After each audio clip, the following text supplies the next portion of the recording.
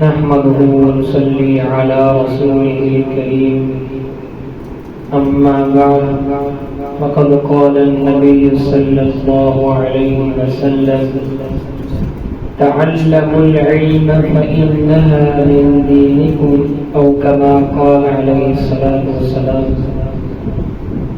آپ علیہ الصلاۃ والسلام کا ارشاد باری ہے، علم کو سیکھو، بے شک وہ تمہارے دین میں سے ہے۔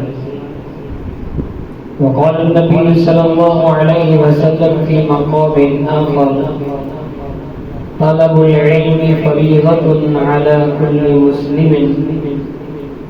آپ صلی اللہ علیہ وسلم نے ایک اور جگہ ارشاد فرمایا کہ علم کا سیکھنا ہر مسلمان پر فرض ہے۔ وقال النبي صلى الله عليه وسلم في موضع آخر العلم نور۔ آپ صلی اللہ علیہ وسلم نے ایک اور جگہ پہ ارشاد فرمایا کہ علم نور ہے۔ تو آپ کے سامنے یہ تین احادیث مبارکہ میں نے بیان فرمائی۔ اس کا مدلباب اور خلاصہ کلام یہ ہے کہ علم کا سیکھنا ہر مسلمان پر فرض ہے، کیونکہ علم نور ہے۔